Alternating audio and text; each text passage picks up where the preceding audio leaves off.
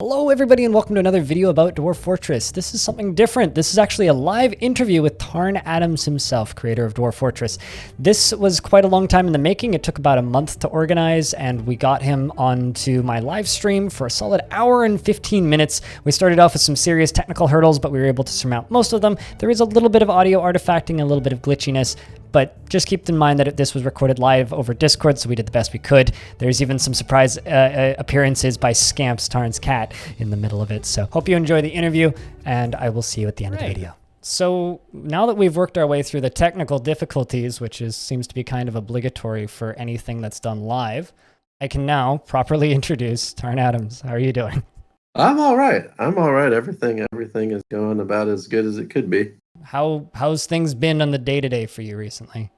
Well, Zach got his cast off yesterday.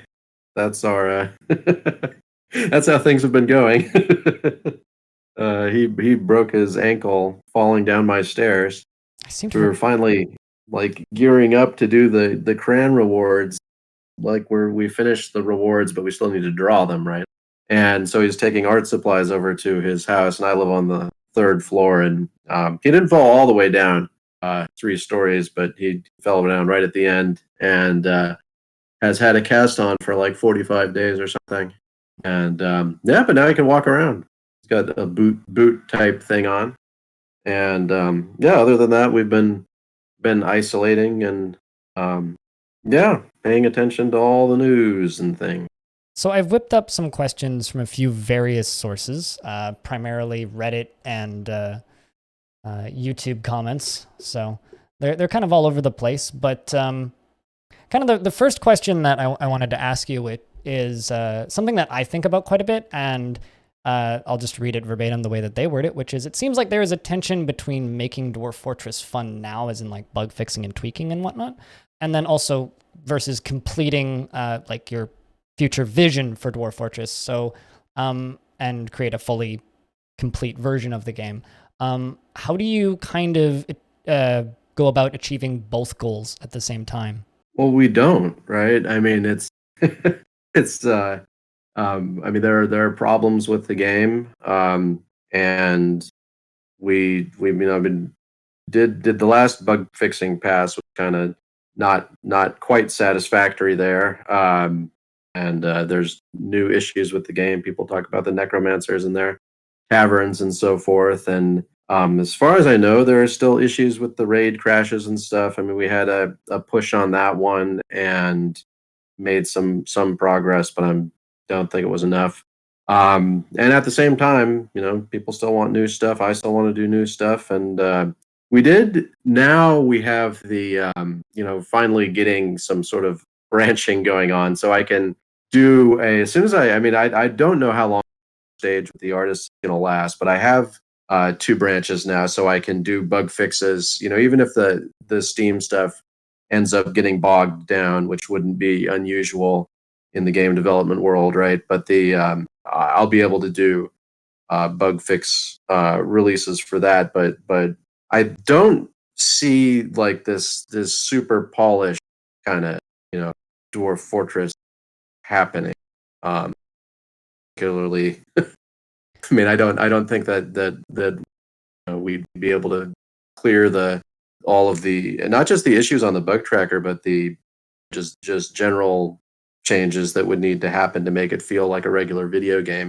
That would probably involve cutting adventure mode or something that's not except in the way that it is coming together as sort of an amalgam of features that grows into a thing, describes the whole game. But I mean, it's not at all terrible.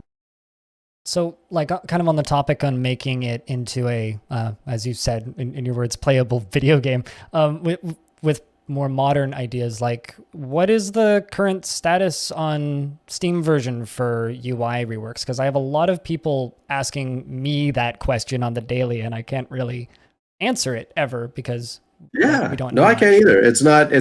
We're not there yet. I mean, we're still just added wooden metal floors, smoothed ice floors, not smooth ice floors, toys and things. There's just we're just not at the menus yet. It's not like it's being added as an afterthought, but if you can't see what's on the screen, there's not really much point. Yeah, absolutely.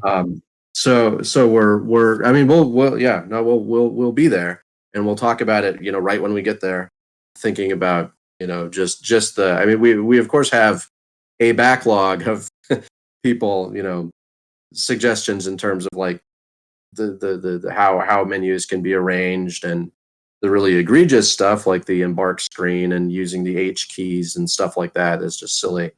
Um, and then, beyond that, I mean, we have to see what the scheduling is like, because I mean we'd like to get rid of the labor list as the default, for instance, because it's a horrible system, allowing people to micro that stuff, but mostly just doing a kind of more auto labor, just all kinds of little things like that we're not committing to exactly at this point, because it might take a lot of time to do a rewrite that touches everything. I The military screen is terrible, et cetera, et cetera. Right? I know that I've heard some people. There's always like kind of this almost heated argument, I guess, between people as to whether or not there should be more or less micromanagement. And I've heard a few times that you guys are definitely kind of leaning in more of an auto labor type direction rather than spreadsheets. Yeah, I mean, it is a spreadsheet right now, right? It's just Hmm. one column at a time, and it's terrible. It's like the worst of both worlds, but at the same time, I wouldn't, just not personally into and the kind of giant dwarf therapist spreadsheet type of way to do it as a default way of interacting with the game. I think people that have like mega projects and things, and want to set up the dwarves exactly the way they want to set them up, that's something that, that should be supported. But I think someone just picking up the game, they want a chair made, they want to make a chair, they don't want to sort of do 20-step process to make a chair, right? So just thinking about kind of the sort of what the default setting should be versus what capabilities the game should have are two different. When we say, we're leaning one way or another, I think it really is, they're different sort of things that we need to account for both ways. So personally, I really like kind of the mystery of like just the dwarves being almost their own sentient beings. So I tend to kind of lean away from like the spreadsheet option in general, but I guess I'm just kind of nuts like that, and I've just gotten used to the UX being obtuse, I guess. I mean, there's a sense in which I mean, I wouldn't, sometimes I wouldn't even want to play it as a game. You just watch. Um, and that's certainly in that direction. Just let them do their thing. Well, watch to an extent until I start getting upset, and then you fix the problem. Well, they can fix the problem. Well, they can fix the problem by pushing the other one off a very sharp cliff, right? Yeah, they don't have the best problem solving skills. Future update. So let me just see if I can grab another question here. This is a completely different tangent, but what advice would you give to someone who doesn't have much experience programming but would like to get started doing it as a hobby? So I'm way out of date, right? I learned from a book, and had a compiler that you get in like a box. I don't even know if things are sold in boxes anymore, and books still exist, I think. Um, I mean that so, and I also learned very very young, so it's like my advice has a lot of grains of salt attached to it, because it's really about just kind of getting started and practicing. But I don't even know what people download these days. If people prefer to get started doing scripting stuff, and depends on what they want to accomplish, really. I mean, writing a simulation is different from playing with something like tracery and getting started doing like expansion grammar bots and stuff. Those are all kind of things to mess around with, either way. uh, that it's yeah, no, I mean, I'm kind of becoming old or something. I seem to recall But my parents giving me a copy of C Plus for Dummies when I was like 9 years old and not getting particularly far, and then messing around on some forums for a couple of months and making more progress in about an hour than I think I did in the entirety of that book. yeah, really, I mean, it's all a journey of self-discovery in a way, about like what your best mode of learning is, and what sort of things motivate you, and then trying to figure out how to leverage that sort of against your worst impulses so that you can actually do the things you want to do. And for me, just having little game loops that I could get up. I wrote so much crap, right? I mean, the stuff that's posted on the website, like in the curses section and the sub games section and stuff, that those aren't even as bad as the stuff I was normally writing. Um, just just little knockoff things. It's like a perpetual game jam after school, kind of writing basic programs, C programs, and just getting little things up was enough to keep me going. And then eventually you find that you're able to keep a project going for longer. So it's kind of like it was almost like a musical instrument for me, practicing. And but when if someone's approaching it from the outside, there's the questions about compilation and input and file IO and all that kind of annoying crap that I'm just sort of out of the loop, about people starting with like Unity and all that kind of thing, how that stuff works. I just don't know a thing about it because it's, and whether or not people should be using Game Maker and stuff like that, because it might be that's a much better way to go about learning things. I wouldn't be able to say it. So I don't want to hobble anybody, like, by giving them the terrible advice that they should learn how people learned 30 years ago. So I'm watching this island in the background, which started off as a bunch of human settlements, and then a bunch of monasteries popped up, and now there's a necromancer tower in the middle of them. Yeah, the games tend to start pointing one direction if you let the worlds run too long these days. Yeah. Uh-oh.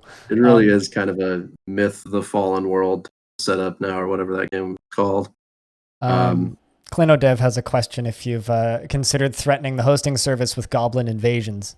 I am, like, we're on like the fifth ticket now. I've been bounced between multiple people. I got out of a live chat with the registrar this morning. And we haven't figured anything out yet. I'm not sure which one, because they can just kind of bounce you back between the registrar and the hosting company if the A records aren't working correctly or whatever. And they're like, oh, it's their fault. Oh, it's their fault. So yeah, we'll see if there's going to be a third company in the mix pretty soon here. Someone's doing something wrong. And I don't know if it's me. I don't know if it's somebody else. But yeah, it's really, I don't think the goblin threat will help if they don't know. There's a question about kobolds from J.A. Pascal. He wants to know how the kobold language works. So, whoa. Okay, so yeah, we've got a little visitor streaming here. Got a third person. And that's actually, relevant to the question because the Kobold language came from how my brother and I used to scream at cats when we were growing up.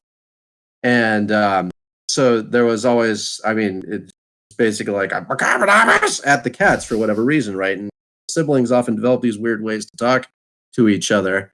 And ours always had a certain way, like it always had these IS type endings, right? And the beginning syllables could always work in a way where it could be long, like right?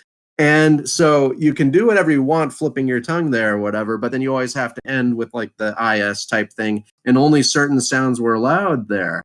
And so we just modeled that whole thing into the language there. So each of those words is something we would have said to our cats as children, and also none of the words are something we wouldn't have said to our cats as children. It actually ended up being a really good kind of one-to-one model for the language, but they don't mean anything, but they have kind of a contextual meaning.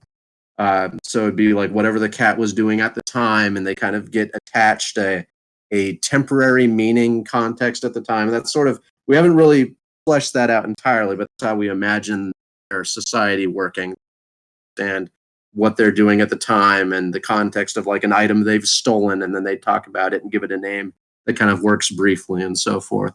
So it's that's that's the story there. It's funny because the full question is just how does the Cobalt language work? What makes it? What about it makes it so incomprehensible to the other races? Yeah, no, that because they wouldn't know what the context of the conversation is, and they wouldn't understand the unspoken um, uh, portions of the conversation. So you wouldn't be able to speak to them. Although we have some stories where we're kind of imagining that people can pick it up enough to like contract a theft or something like that, but you would have a 50% chance of just being killed or having your own things stolen. It was just kind of a sort of risky proposition, but that you could attempt to kind of muddle your way through it the same way we did with the cats. It would be like negotiating. So, Not- next question I have here is, do you have any favorite creatures? And then a more serious question, and is it possible to have vertical stockpiles like silos with stuff being thrown on top of a level and taken out at the bottom? So yeah, so favorite creature. Well, I'm wearing my slow Lorish. I'm not sure if they're talking the fantastical creatures we made up. But no, I've got my slow Lorish shirt now. Venomous Prosimian, slow Lorish. But no, we like Gorlax. Gorlax are fun. And let's see though the vertical silo question. That's a probably a question for people that know how to play the game better than I do. Because people drop things in dumps and make quantum stockpiles and stuff, but I imagine that's not the same type of thing we're talking about. I think they're talking Using about a like dump. zoning of vertical things. So you could have like one barrel per Z level, I think is exactly what they're asking here. Yeah, I mean, if they're talking about like actual stacking, like a pile on top of a item on top of an item, that would be well beyond anything we currently have in the game. But you could set up a dump and a stockpile, but it would be tricky to get people to dump the right thing into the dump without using some kind of minecart system or something. But you might be able to use a minecart projectile and shoot the stuff off against the wall, and then it falls into it falls into a pile or something. I don't know. So But if that that was a suggestion, then yeah, certainly would be cool to do. probably some of Silent. column A, some of column B. The next question I have here, which I took from Reddit, is there any plans or ideas of ways that you could make the good, in quotes, biomes better? Like random color animals, for example, instead of just like white polar bears, you could have green or pink ones show up, randomized skin or hair color, etc. Yeah, so the whole idea about good, evil, and giving them qualities and things kind of ties into the ideas for how magical regions would work when we do get to the magic release. About I mean, the initial idea was to tie them into the kind of domains of influence, the spheres that the gods have, and then coming up with effects that attach to those, so that you could have a musical place, and then it would have a few effects that it can put on things that it generates for that area, and so forth. And this kind of ties into one of the more difficult problems to figure out is kind of creature modification rather than creature generation, right? Like if you want to take a bear and then change its color, it needs to take like the text file, load it in, figure out what it has, and then kind of reimagine the creature um, once the data structures are loaded. So it's kind of a different process than how we do creature generation, and that ties into kind of the centaur problem, right? Of like, can I take two creatures that have been loaded in and then cut and paste them, which we haven't done yet, right? I mean, we have those necromancer experiments which did not do that. We didn't get to that point because it's a problem we need to tackle kind of all as a sort of larger project, which is sort of a magic release kind of consideration again. But yeah, definitely. And it's kind of the reason those places are stagnant is because we have this large idea. It's not a uncommon theme in Dwarf Fortress for a sort of large ideas to take some oxygen away from the smaller changes thing. But in this case, we're not super far away from that anymore. So someone wants to, one Tensio from Reddit wants to know, they know that we know there's still things to be added to religions and guilds and stuff as part of the villains update. but they want to have a little bit of kind of an idea of what's going to be added to religions and guilds in the future, if you know off the top of your head. Yeah, well, it's I mean, yeah, no, it's not something that yeah. So there's two pieces to that because there's the villain release stuff, which I don't recall how much I talked about what's going to be added there, but it's really not that much, right? This is not the focus of those. The villain release was just to get some extra ways for people to know each other so villains could be more villainous and connected. But the story with religion and guilds and things ties more into the magic arc and the economy arcs respectively. Although the religious stuff has kind of a two branched path forward because it's like basically the question of are we talking about religions where the information is real or where it's more mythology. And we did a bit with the holy places and things, but we have ideas about schisms and other stuff like that are only very badly modeled right now when new prophets show up, and there's occasionally the oppression and so forth in the towns when a new ruler comes up, displaces, destroys the buildings and shrines of one of the other groups. But there's obviously more to do with that. We had some notes on that, but then there's the whole thing of like, well, what if do gods walk among us and all that kind of thing. It's more of a magic question, and there's a lot. I mean, it all kind of ties in the whether or not magic is a religious thing or not is kind of switch you can. So that all kind of ties in that way, and then over in the guild side, that all has to do with the economy reading and this whole plan we had back when we were going to do the caravan arc 7 or the ideas were all about like fairs and marketplaces, and then using the information we have currently in world generation where there are goods produced and traded and people need to have raw materials and so forth, and then just moving that over into the regular game, and then suddenly you get into the whole interesting question. Our guilds trying to secure resources and to create a monopoly of the people that can work in that profession to give town. And then we have our merchant companies now, which we threw in the villains release, and they do have the thing where they can set up a factor in a warehouse or account in another community. Have this whole economic game that you can place on top of that, but that's a sort of later thing that we'll be doing after the first magic stuff, at least. So quite a ways off, but still in the planning stages. Yeah, I mean, it does. Is that a meaningful statement anymore? Is the hard? Soon, TM is what I like to roll with. So Selford Sal in the chat has an interesting question, which is there any plan to allow us to decide where on the map embark the wagon arrives, rather than the center? We could move the wagon somewhere else specific to unload it. Yeah. So yeah, we haven't thought about that. Aside from, of course, the bigger plan of letting you drive the wagon from the place that your dwarves left from, and kind of doing an Oregon Trail thing. And so, but a more simple thing would probably be, nicer to do first. So yeah, no, we hadn't considered it in the small context.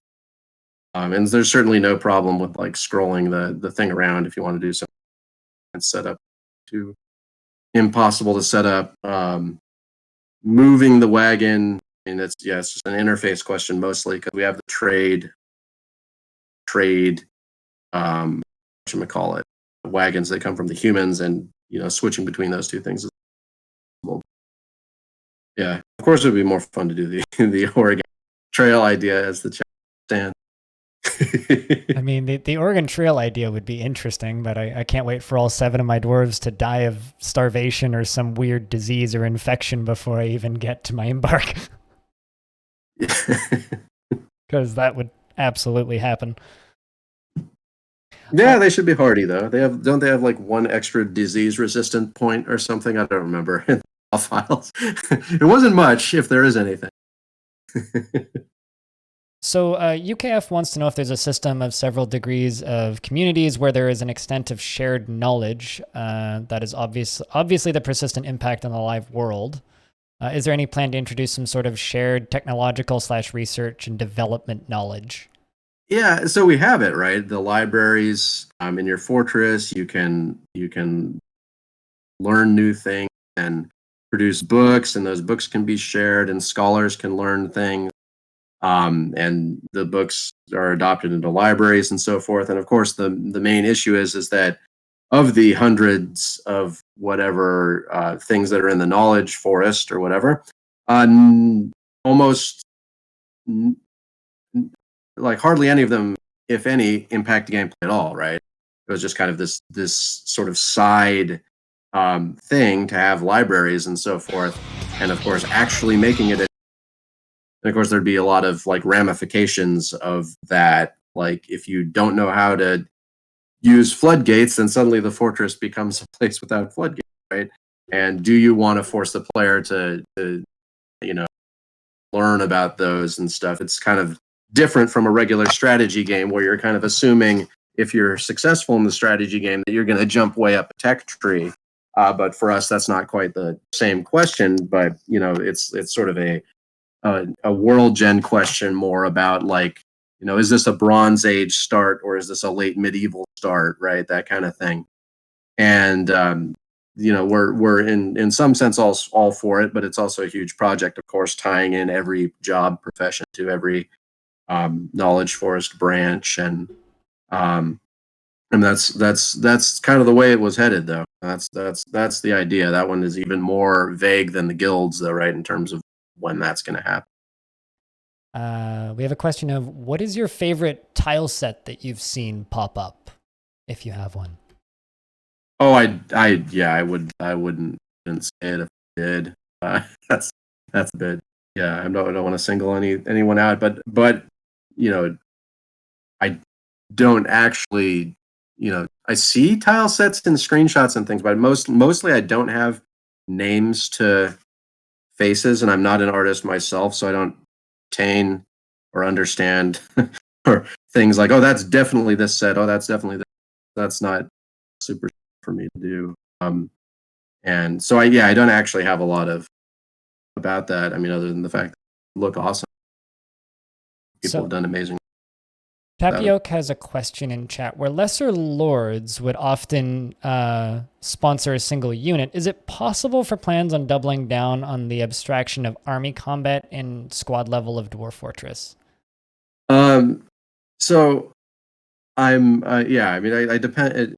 I'm not quite sure what that referring to exactly. We have been moving in directions that feel vaguely that way, though. I mean, you've seen the new mercenary units, for instance, in World Generation, that have equipment levels tracked. They have a name, can be hired out. They have it tracks their account that they use to pay for their fortress if they build one, and also for all their equipment. And then there's like that's one sort of entity organization, and Scamps just unplugged. Do you have my voice at all? I still hear you, yes. Okay, that plug was completely disconnected for a small moment there, and there's still the haunch of a cat pressed against my computer. That's impressive that it didn't disconnect fully. Cable. Gee, well, there goes the class. All right, good job, Ace. What are you doing? What are you doing? Cats will be cats? Yeah. All right, how are you doing? Yeah, you causing trouble? You causing trouble in the home? That's all you ever know how to do. Well, you're doing your very best. All right. So yeah, it looks like we freed the cat for the time being. All right, cool. Yeah. So then there's the squads in fort mode, right? They have names. They're very small compared to like the army battles in World Generation, where you might have 4,000 elves or something, and they don't have a military organization at all, other than to perhaps be led by the single position holder or that rules the entire army or whatever. So it's there's a lot to do there in terms of bringing the hierarchies together, having intermediate positions, which we have occasionally. We have lieutenants under position holders, and then lieutenants run squads, but it's not completely set up like a military or whatever. And then there's like the hearth people, which are the squad under the lords of individual manors, and those don't really have names. They're just this Hearth person squad that's along for the ride. So there's work to do, like homogenizing that and making it so that when we do and this is not necessarily a lot of this far off. We're going to do army stuff before we go off to the magic release. Right? And that's part of the kind of do the villains, do the army stuff, do the adventure mode medical stuff, a few other things. That's kind of this like leave it in a sort of a new and cheerful state before going off to the big weight and map rewrites and magic stuff. And we'll see how much unify at that point, because your fort is simply at a different scale than the larger world conflicts, but it's still supposed to matter somehow. So I have another question that I'm pulling from Reddit here. This is from Flabort, who asks, in terms of modding support for the Steam release, will there be any thought given to how aquatic world gen settlements would look? That is something that I would be. It would be a mistake for me to get too far into that before I do the map, because that's going to change. But buddy,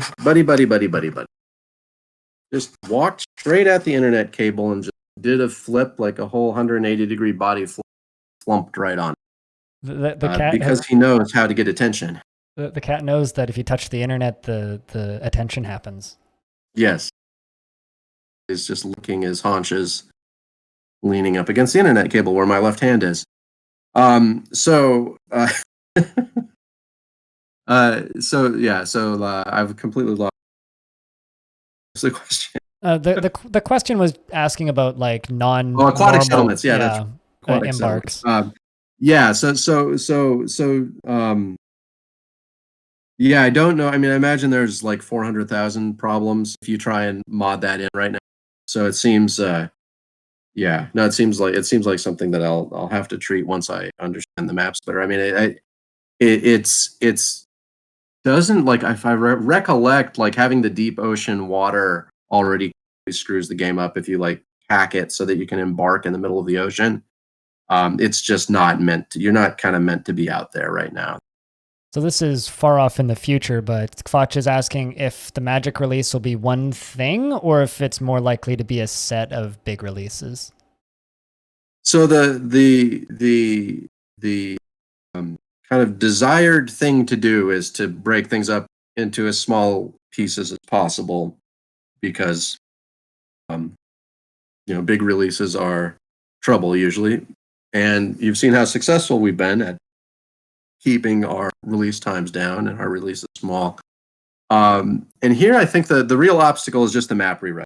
We've been talking about that kind of leading up to this magic release, that like I couldn't do villains like having little hideouts to store their artifacts in the NPC world gen fortresses, because I can't touch that map code, just held together by string right now.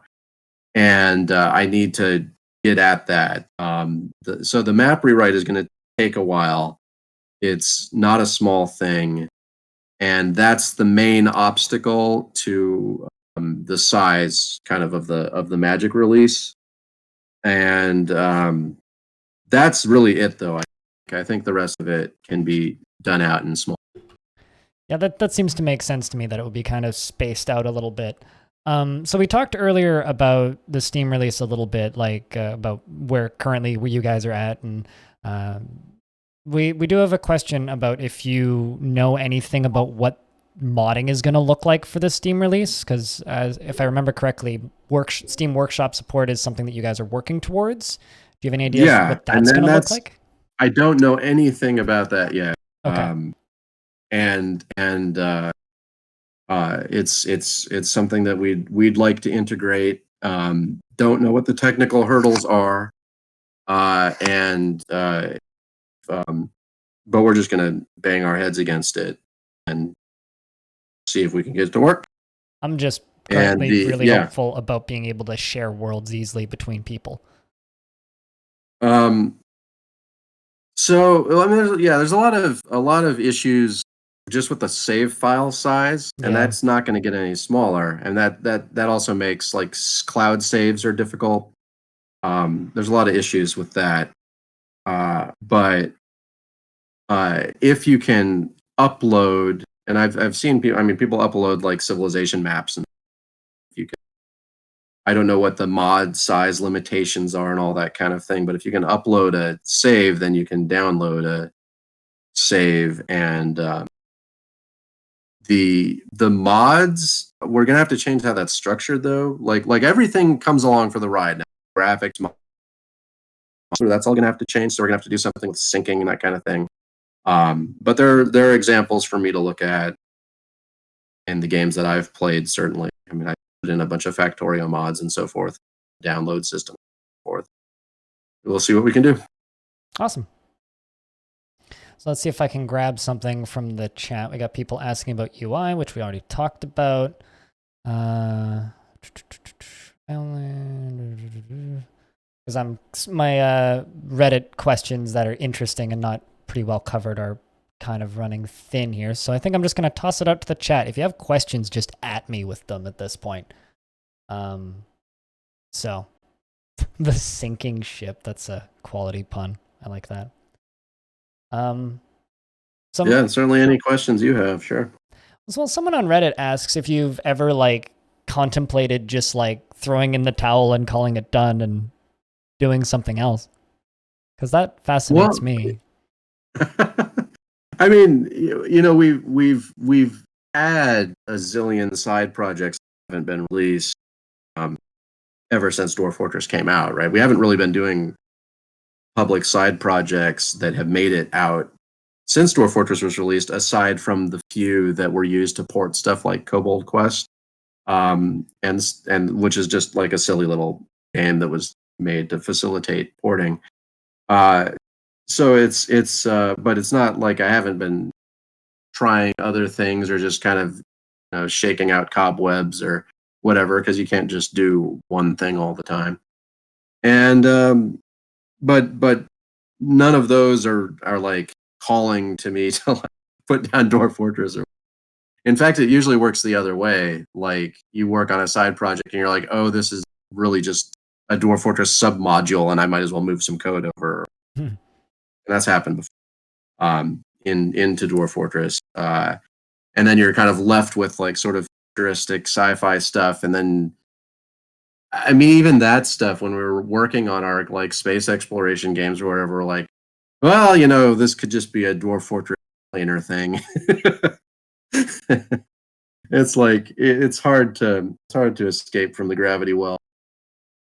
So Commander Hops in chat asks, because you've been working on Dwarf Fortress for so long, is the code starting to feel antiquated? Well, yeah, I mean, there's stuff in there that I did 18 years ago that if you like all the code you wrote 18 years growing, it's like that's just, yeah, no, I mean, it's never like good to like just go back and rewrite everything. We're going to see with the map rewrite that just a small piece of that is going to take a long time, so it's not practical. But there are things that I cut out when I get a chance to cut them out. I have a whole file that's just a list of things that when I break save compatibility next, that I'm going to go through my wish list and destroy things, like the way that bags and boxes are stored as the same item type right now has caused more and more and more trouble. I still Bags have to and just barrels kind and of bins. Oh my. I just kind of have to deal with it, right? It's just querying whether or not this box is in fact made out of silk and so is a bag and should act in more bag-like fashion, right? And when it could just be a bag, right? Yeah. It's kind of silly, but then the whole item hierarchy is silly. The whole kind of object-oriented kick I was on there, I'd rather not be on that at all, right? That's why the tool item has kind of been taking over the game. It's more of an entity component type setup than a object hierarchy setup for people who care about that kind of thing. And I'd much rather have every item be a tool now that's been crafted, and then you can just kind of enable different pieces so that you could like use your wheelbarrow as an item if you really need to plow something with it or something. Wouldn't work very well, but you could do it. So There's a lot of things like that. next question I have up here is from Brahms, which is, are there any plans for us to be able to send out trading caravans to trade with other civilizations rather than just them sending caravans to us? Yeah, that's like one of the centerpieces. The whole caravan arc thing was allowing you to go out in the world, Gotcha. send stuff out, and we have like, yeah. What are you doing, mister? Are you causing trouble again? No, now you're purring. All right. So there's the idea of letting you have a fair in your fortress so that not just one way, all kinds of people come, but then also like that you would be able to make and then deliver on actual important trade deals with these diplomats that come. Like right now, you have this weird percentage thing where it's like, oh yeah, now weapons are 114%, right? Crap. Which is, and you can request items, which may be useful occasionally. But if you can make a much larger deal that was more of a challenge to deliver on, I'm going to produce 300 gold bars and deliver them or whatever, or 200 swords, get them set up, and then actually put them on mules and mail them out to you to a human town, and then come back with all of the Longland beer that you can carry or whatever. Then you could sort of more meaningfully gear your fort toward projects like that, and also meet your needs in a more consistent fashion, and also deal with the world more, which is always good because we have a giant world generation routine that you only kind of incidentally touch. And it would be cool if the dwarves met hazards along the way and so forth. The map rewrite will allow you to actually zoom in on the caravan as it's moving, if you want to see it, and kind of play this sort of hybrid, dwarf adventure thingy while your fortress is running, and just switch to a different tab or whatever and see your caravan running. To some extent, there's some map problems. You wouldn't want to do that all the time. Constant generation of the map eventually would be a bit of a drain on the resources, but you could look in at the deals, looking at the encounter. So it's yeah, it sounds. I mean, there's a lot of cool stuff that we're hoping to get to. My friend Cooler has a question that actually I should have asked because it should have popped into my head, but something that I've been noticing, especially since the villains update cycle, there was a very peculiar thing has been happening, especially in darker, more evil worlds, is I've been seeing dwarves without beards mixed in with dwarves that do have beards, like just fully shaved beards. And we're talking about because the release as it stands, half the. Yeah, like in the current version that's public of the game, we've had dwarves that, mixed in with like standard, properly braided, bearded dwarves. And then we'll have a couple dwarves that just don't have beards for some unexplainable reason. So there are possibilities here. Do the dwarves that don't have beards have long hair styled? I've noticed some that have had curly hair and no beards. Oh, curly is fine. I meant that they just don't cut it length, because if a dwarf grew up in a human civilization, has a human culture, and they won't style their hair, but I don't know if that makes them shave. Because in Krug Smash's current series, he's got a necromancer dwarf named Moldath who has no beard. And I had a whole fortress during my charity stream earlier where almost none of the dwarves had beards. There was like maybe one of like 30 or 40 dwarves we had in that fortress that had a beard. They were all shaved. Yeah, it's shameful. Because the only thing I could think of was human culture transfer, but humans mainly just go unkempt. They don't necessarily go clean shaven, if I recollect, just because they don't have style entries. There's probably a mystery. Mort Strudel has an interesting question, which is currently, the evil biomes can spread as the necromancer's power grows. Is it possible for a biome that a player is playing in to become evil if you're right on the edge of one? No, I didn't get to that. That's one of those Okay. little comments in my code being like, yes, please do that. The problem is just switching out the wilderness populations or whatever. Just technical crap, just a little bit of extra work. And as you know, the villains release, we just had to stop. Mm-hmm. Had to move over to the Steam work. So yeah, basically we just didn't get to it, but it's just sitting there. So I see this comment all the time. This is from Zirkus.pro, which is, what is the stance on eventually opening some of the DF code under like an open source available license? As a programmer, Zirkus would love to explore and see how everything is ticking. Yeah, so we've had, there's the kind of proprietary stuff and whatever, and making a living, that kind of thing, which is like the original obstacle. We just didn't go that direction. So we didn't want to manage forks and things where we're trying to get all this sort of thing working. Now, from a different perspective, doing a full source release is also dangerous, I gather, because people just mirror it onto storefronts in places and then don't update it, and then your bug tracker is destroyed forever. I recollect a few stories about that. But what we were kind of working with is thinking about, what portion can we put out that wouldn't cause a problem? Like if you release a world gen, like a Dwarf Fortress world maker thing or whatever, then that's kind of the realm where we're talking about something that we could actually get on board with. A little bit earlier up in the chat, I saw a question fly by, and I can't find it now, so I'll recreate it as best I can. But is there any plan to create like a race generator? Because currently we have world gen, and it's the standard races unless you mod in more. But would it be possible for there to be some sort of modular race generator? Then we could generate our own races and put them into our worlds. Yeah. So the little baby step we took on that was the necromancer experiments, right? Generate a race and then escape, and then can be reincorporated, and then they can become regular kind of civilization critters. That's sort of the generator side of it. There's two sides to this, right? And then the magic release is going to amp that up a lot, so that you have additional races and things that are generated, as we kind of showed in that thing a few years back, generating little people with 4 arms and all that kind of thing. But then there's the whole editor side of it, which is this other part of the magic release that we don't talk about quite as much.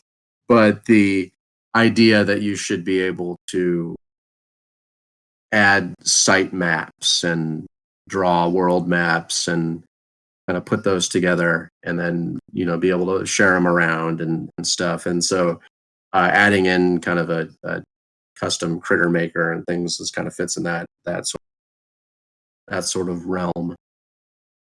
And there's probably hybrid approaches there as well. Like if you're playing a wizard that's making critters, or you are a necromancer and you're allowed to run experiments, well, what kind of experiments are you running?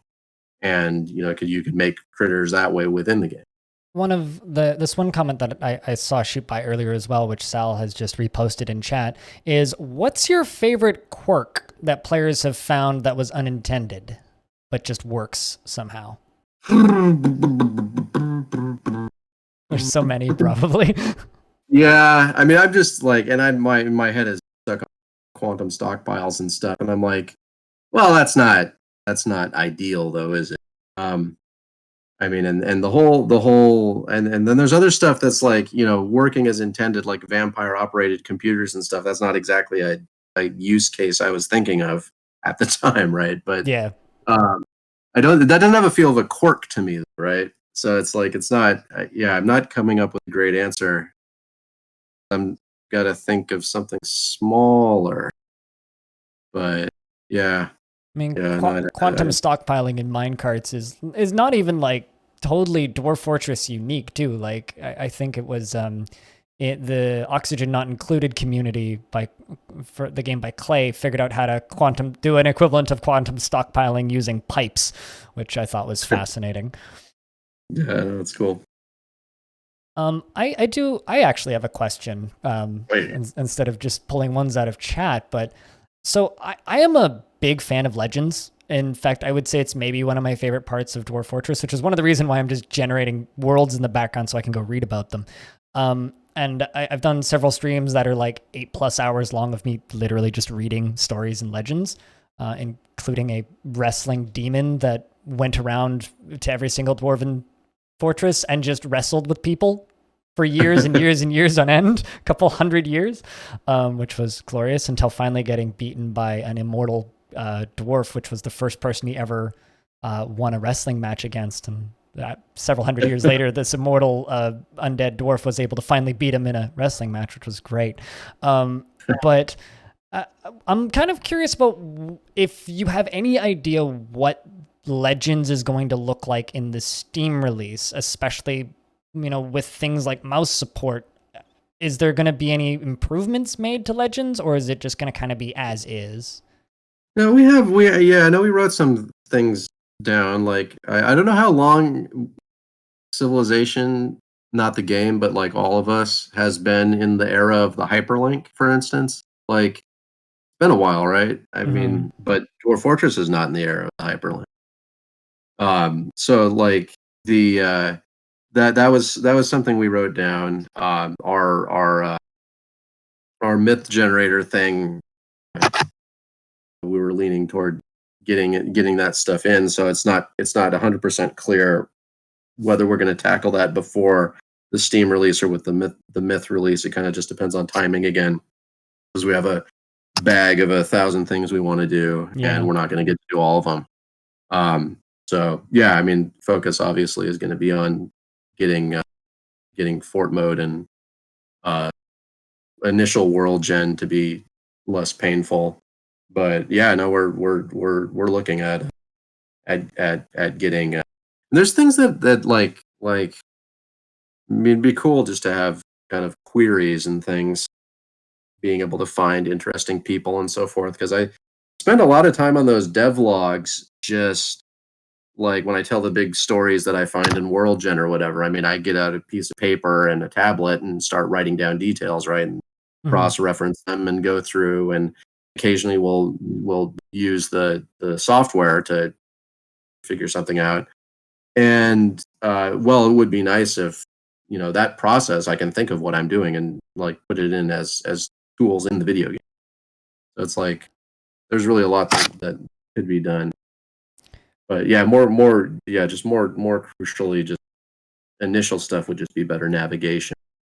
So I kind of have this is more of a suggestion than a question, but because I talk about the Steam version of Dwarf Fortress with my chat almost on a daily basis at this point, and something that we've kind of talked about a number of times that we think would be really interesting is packaging in a pre-generated world for Dwarf Fortress. So essentially having a world maybe with a recommended starting spot as part of a tutorial or something, but just kind of a, if in quotes, canon world where everybody has the same install. Because one of the bigger starting hoops I see for new players is when they download the game and they start it up and they start generating their world and they have no idea what's going on. You can't interact with the game in any way except for canceling the world generation, really.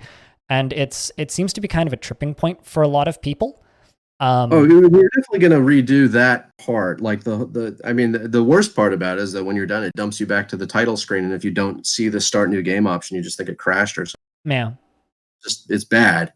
But at the same time, I think a pack-in world is kind of dangerous, just because it made homogenized player experience way too much. True. Kind of not what we're going for.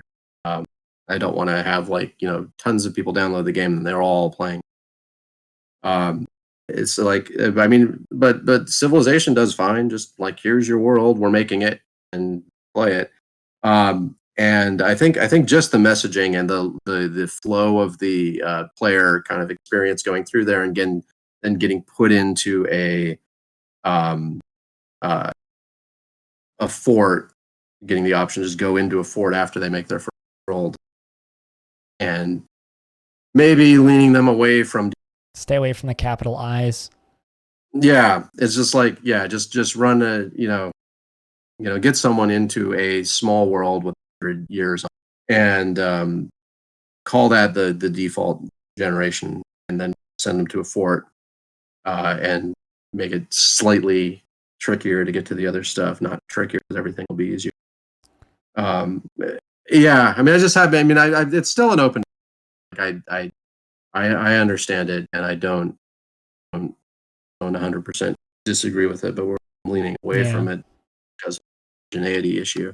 The same thing, like I remember people had the question about the tutorials more broadly, like people wondering if we tutorialize too hard, if it's going to make forts all look the same and stuff like that. I mean, I don't necessarily think that people will just take leave of their creativity because they saw how we drew a bedroom or whatever. Yeah. But at the same time, there's like a movement in strategy games away from heavy tutorialization like that in general, because it doesn't work as well as having a kind of in-game guide type thing that textually understand things. But of course, that's difficult to do, especially in Dwarf Fortress. I think it's hard, right, to have a 3D kind of map and then have the person be like, "Oh, you're trying to make a bedroom. Here's the suggestions." Like, well, good luck. Trying to figure out what that suggestion would actually be. So hopefully, we're gonna have to. So there's gonna be a lot of kind of iteration on that to try and figure out what we can get away with there and what works. And we're probably gonna try some ideas that don't work in terms of getting people into their first game. Yeah, and we'll see how that goes. That's why we can't. This is what we'll do, ding, ding, ding, because it's not an easy. Clino Dev just asked, do you have any ideas on what the tutorial is going to look like? Or is that that was kind of what I was just talking about, right? Yeah, that's what I thought. Whether or not there's going to be a tutorial at all. I mean, there's the one model where you have like, here's your 20 check boxes. You want to play the beekeeping tutorial now, and it loads up a little map, and it doesn't even have a world, and you just kind of learn how to beekeep, and then you get kicked out. And there's kind of this model where you're playing a fort in a tutorial world, but you're allowed to keep it and allowed to keep playing. But of course, the world is, more muted, boring than a regular world, or smaller, or whatever. And you're kind of missing half the game if you're just sticking with that world. And then there's this kind of in-game advisors idea, which is just harder to pull off. So we'll see. When we try to say, like, just kind of have you. I mean, I just read a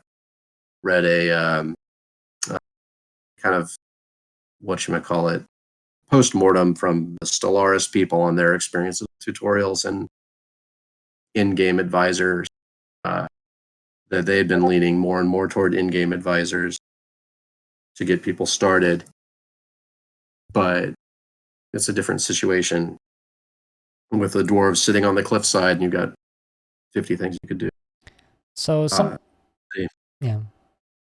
something that comes along with Steam is Steam achievements. So do you have any ideas for fun achievements for people? Yeah, we haven't sat down and made the list yet. It's going to happen. The idea with achievements is not just to do that whole like 50, then 100, then 150.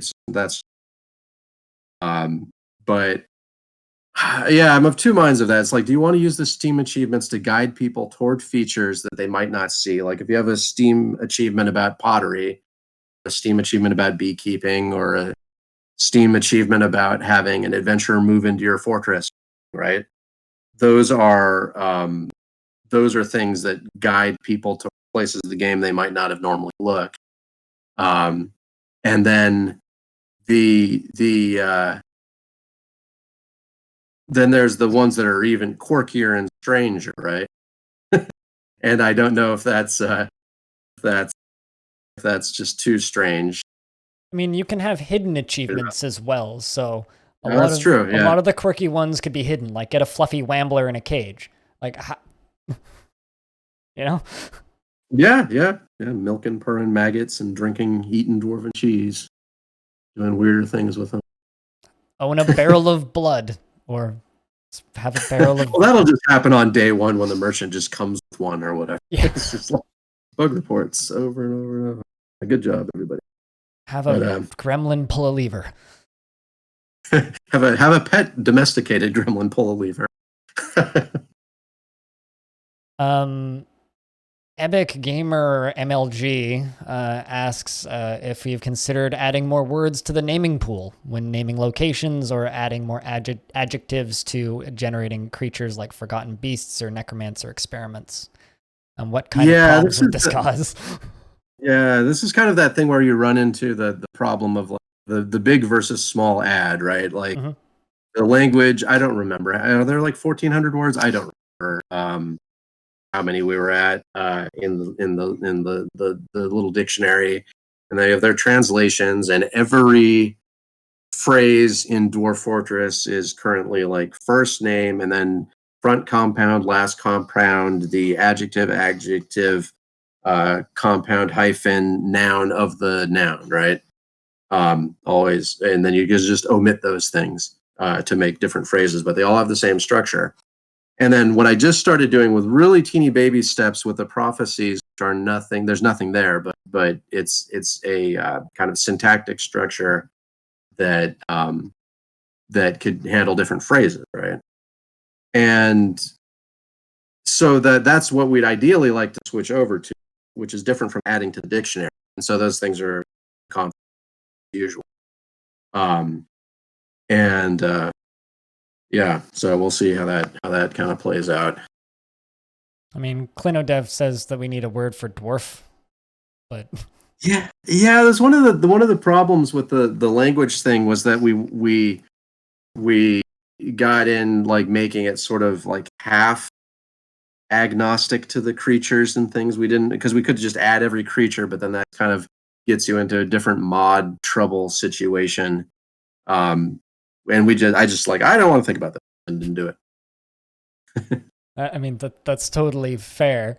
Yeah, I think that most of my questions were kind of like the Legends mode thing I was curious about. And I know for like at least a couple people in chat are kind of wondering what if there's going to be any similar improvements to adventure mode, because adventure mode's kind of one of those. For me, like people talk about Dwarf Fortress having obtuse UI. I can't comprehend adventure mode like at all for some reason. Yeah, no, well, I mean, adventure mode is I mean, it's just a strange creature, and the people that enjoy it for the reasons they enjoy it. And but it's not a game, right? It has much less structure than Fort mode, and Fort mode doesn't even have structure. But so it's really a strange creature that's growing up into a stranger creature. And we have thoughts about that. I mean, the villain release was supposed to give it a lot of structure, and then of course we turned away from the villain stuff and put it on hold before we did anything in the adventure. There was going to be tons of stuff there that would have given us more structure. And it's not even there's other ways to do that as well that we just haven't done or have failed and cut things out. There used to be more with schedules and stuff, like RPGs have scheduled NPCs. That's what they're supposed to have. And we had that for a bit, and then just had to get rid of it because we had magic filling food barrels that conflict with how the or something. I don't know. And so, we're way behind on that. Just kind of all the pieces if were a thing that we were working on, as sort of the main mode of the game, it would be further along, but it's always been kind of the second kind of place thing, despite the amount of work we put. So the kind of last question that I have, which is another thing that I've talked about, well, more of an idea, but I've talked about it with chat quite a bit, which is I often have dwarves in my fortress that get really depressed due to not being able to talk to loved ones. Yeah. Have you thought about some sort of like mail system where they could send letters back and forth? Yeah, no, we have the messenger position, right? Yes. I mean, this is the thing that could be done. And that's in the so we have got those 2 threads on the forum, which we of course haven't been acting on because we've been doing art stuff, but the we still are aware of those and have been monitoring them, and will have lots of notes from the stress thread and the noobs thread right over there.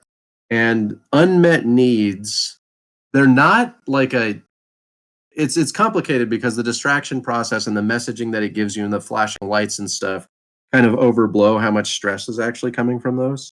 Mhm. Um, but and it's but it's that's still something that needs to be dealt with even as a kind of presentation issue. And then of course ideally you'd be able to solve the problem.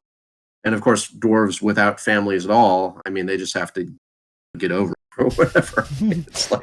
It's like that need is unmet, and it's I mean it is important I think that people be able to have unmet needs, right? Lots of people have needs that are unmet on various capacities through their whole life, but they don't like kill their neighbor all the time or whatever, right? And they don't jump off a bridge all the time. And so Dwarf Fortress has just kind of has this problem with messaging there in terms of the like, is this a problem? You know, am I as the game player should I be able to fix all problems, or is this more of a characteristic of dwarf? Like if it were some kind of like Crusader King's character that had a trait Mhm. about missing their family, you wouldn't even try and fix it. It's just a trait, and that's effectively what this is for some of these dwarves. But it's because they value family and stuff, but they're just not able to meet with them, and it's just a fact. But the fact that it flashes that distracted thing at you and then gives you a small skill roll minus and impacts stress as well is like that's kind of bad. The way that it talks. I personally don't mind depressed dwarves. I think that it's part of what gives them personality. Like even earlier today, I had a dwarf who had to sit outside in the rain pumping water out of a river for about a month and a half straight. And it made him get the little flashing red down arrow. And after, about a month or two of back down doing his proper engineering job, he perked up and was happy again. And I really like stress in dwarves, so I hope the system doesn't change too much because I don't know if I'm in the minority here, but I think it's in a relatively good place. But It's I think the problems that many of the problems that have been brought up in the stress thread are legitimate mhm. because they are not stories like that. Yeah, totally. There's just like sometimes it's just busted. And that's the main focus is getting rid of the busted. I mean, of course we like stressed out dwarves and stuff. We put it in the game because we wanted to have variability of experience and so forth. That kind of works. And so yeah, it's yeah, no, it feels like a thing that we're just going to be working. Mhm. So I have taken an hour and 10 minutes of your time, according to the call time, a little bit more than that even. And I did say it was an hour, so let's try and get like maybe one or two more questions in here, and then we'll call it quits for the round. So Mort Strudel has a question about food and says that some of the ingredients are extremely specific and aren't always possible to get, or even impossible for dwarves to get. Yeah. Is it possible this is going to get another pass? Yeah, so we failed right to do that. We were doing the tavern thing. Like, oh yeah, it's time for procedurally generated recipes. It's time for this whole rewrite. And then along with the tavern games, we did not succeed. Now you have to go to Caves of Cud for your recipe needs, right? It's like we just didn't make it. And yeah, so it needs to be revisited. It totally sucked. I don't know when. Hopefully we can get to it. And Ultimate Lizard has a question of, do you have to deal with a lot of compiling in the code when you implement new features? And does the code, does it take a long time for it to compile? And in terms of modularity and extendability, considering its age and architecture? Yeah, no, it sucks. It's too interrelated. So if I add um, new variables critters, I have to like recompile more stuff. Now this says coupling, not compiling. Of Oh, course, they're I misread related, that maybe. sadly. But it's we do have to yeah. So it is yeah. No, it's not great, and it's only I mean it only gets worse really because everything sees everything else. Everything has to play with everything else. It's not easy to know what's going to happen in the future. So you just have to go with your intuition, and sometimes make decisions. Sometimes you made a poor decision 13 years ago and you're still living with it. So there's a lot of rebuilding and so forth. Even if the question wasn't about compiling, there's a lot of full compiles, not all the time, but fortunately you have other things you can do in the day. It only takes 50 minutes if I have to rebuild the whole thing, depending on the mode I'm doing. If I'm in a certain debug mode, I can get away with a 20-minute. That's not the end of the world when you have to eat. You start timing your compiles around dinner. I like this this one. I think this will probably be the last one of the day because it's Useroon's question, and this one made me smile, which is, if you were to rebuild Dwarf Fortress in another language, which one would it be, and why would it be Python? So, I've never written anything in Python. So that would be, I'd have to learn Python first. And then, there's predictions that would crash and burn. We'll see. Or not, because I'm not going to do that. I don't have a lot of experience. Don't have kind of strong opinion about a change that I would make to a language, because I don't know any other languages now aside from BASIC and the horrible amalgam of various C architectures that make up Fortress. But people have written things and all sorts of different things out there. What was Aurora written in originally? That was. We have options. Yeah. Anyway, I don't mean to mumble on about that. I think Useroon once earlier also asked if you're hiring, and where he can submit his resume. Well, I saw Kit Fox in the chat. Don't send me resumes. But I don't know if Kit Fox. Great place to work. Yeah, there's great people over there at Kit Fox. But so I won't take up too much more of your time. Thank you very much for doing this. This has been a lot of fun.